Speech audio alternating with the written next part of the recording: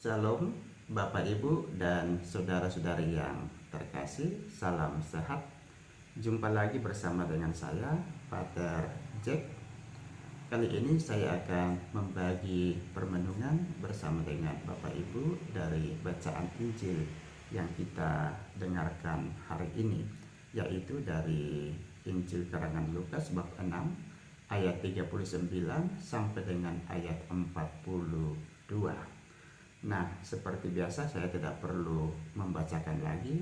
Saya harap bahwa Bapak Ibu, saudara-saudari sudah membaca perikop ini di rumah. Secara ringkas, kalau saya mau kisahkan ulang, kita bermuara pada satu kesimpulan bersama bahwa pengajaran Yesus dalam ungkapan-ungkapan yang disampaikan dari perikop ini yang direkam oleh Lukas bermuara pada satu tujuan, yaitu apa? Supaya kita ini jangan mudah untuk menghakimi orang lain. Mengapa? Karena penghakiman kita itu tidak lebih banyak tidak membawa manfaat daripada daya guna untuk orang-orang yang kita hakimi. Karena kerap kali kenyataan yang kita temukan, fakta yang kita temukan adalah posisi kita tidak dalam situasi yang layak, karena diri kita sesungguhnya ini itu banyak kelemahan, banyak kekurangan. Nah, karena itulah tidak mungkinlah kalau misalnya kita sendiri ini yang dipenuhi kelemahan, dipenuhi kekurangan, itu lalu kemudian memberikan nasihat kepada sesama kita atau mengadili orang yang punya kekurangan, padahal kita sendiri juga mempunyai kekurangan. Nah, karena itu Yesus dalam pernyataan-pernyataannya dia mengatakan jangan sampai orang buta itu menuntun orang buta. Nanti kalau orang buta menuntun orang buta, ya jatuhnya ke jurang.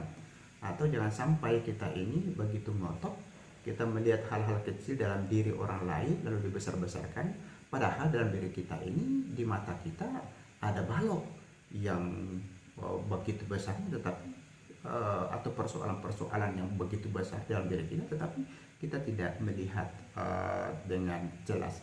Nah, inilah yang kemudian merangkum seluruh apa yang mau disampaikan Yesus dari bacaan Injil hari ini.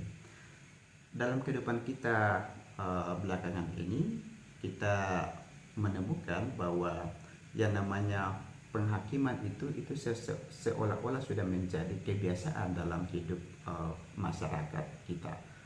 Ada salah kecil sedikit, orang dihakimi.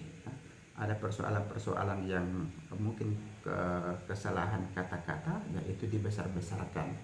Ada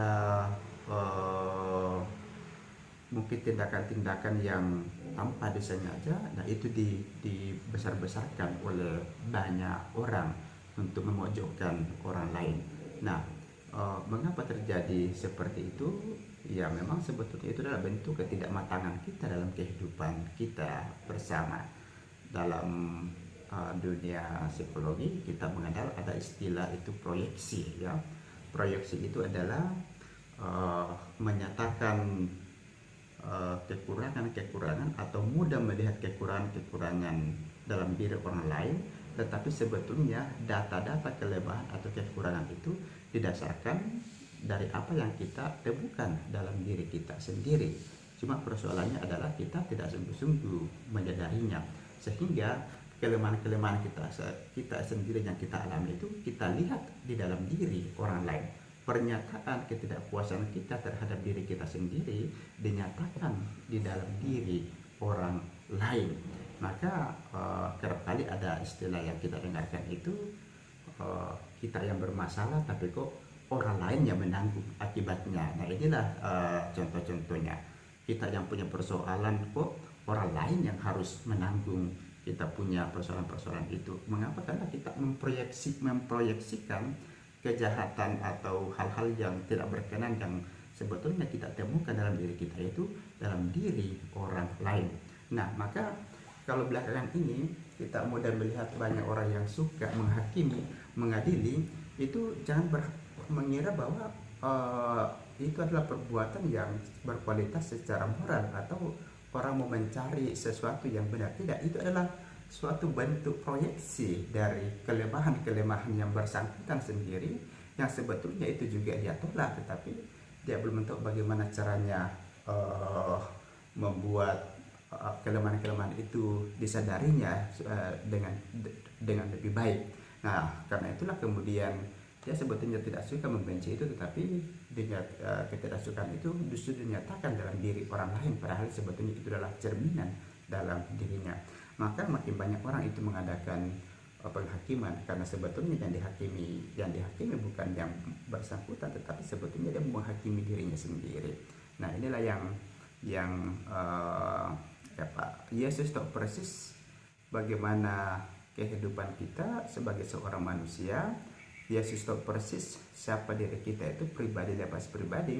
Karena itu Yesus memberikan patokan dasar kepada kita semua. Jangan menghakimi. Karena apa? Karena ya kita kerap kali atau fakta yang kita temukan itu kita sendiri tidak lebih baik daripada orang yang kita hakimi. Kan? Itu bukan berarti bahwa kemudian kita mau membiarkan kejahatan atau kita mau membiarkan perbuatan-perbuatan yang tercela yang terjadi di sekitar kita. Saya kira bukan itu tujuannya. Tetapi maksudnya Yesus itu mau supaya kita manusia ini lebih mawas diri.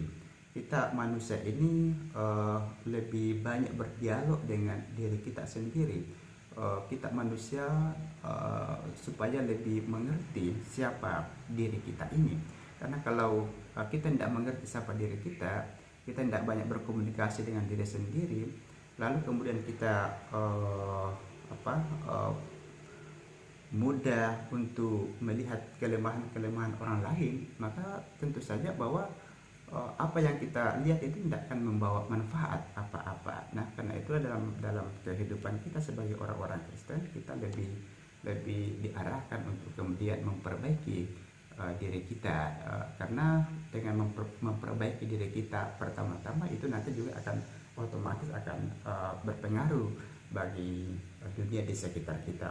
Ya kan, maka ada istilah, kalau kita ingin mau melihat perubahan, mulailah dari diri sendiri. Kalau kita tidak memulai perubahan dari diri sendiri, jangan pernah melihat bahwa akan ada perubahan yang lebih baik di sekitar kita.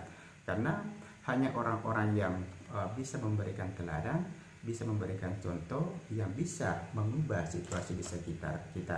Kalau kita tidak bisa memperbaiki diri kita sendiri, nah tentu kita juga tidak bisa memperbaiki orang lain. Dan saya kira itulah yang dimaksud oleh Yesus, supaya kita kemudian sabdanya mengajak kita untuk tidak mudah menghakimi. Nah, semoga kita pun dalam kehidupan kita ini seperti Kristus, cara berpikirnya, cara berpandangnya itu lebih banyak mengandalkan suasana kasih, hati yang berbicara, ketimbang pikiran yang kemudian mudah untuk melihat kesalahan, mudah melihat kelemahan dan seterusnya. Karena segala sesuatu itu akan menjadi lebih baik, menjadi lebih baik, ada perubahan-perubahan yang lebih baik, kuncinya ada pada diri kita sendiri, yaitu kemampuan kita untuk mengendalikan diri, kemampuan kita untuk melihat situasi secara lebih jernih dan seterusnya. Semuanya itu bermula ketika kita bisa lahir dari diri kita, ketika kita sudah bisa menguasai siapa diri kita ini. Nah, semoga pula itu yang terjadi dalam kehidupan kita sebagai orang beriman. Saya kira demikian yang saya dapat bagikan kepada kita.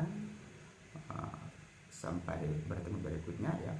Oh ya, jangan lupa mohon subscribe dan like, komen pada channel saya. Tuhan memberkati.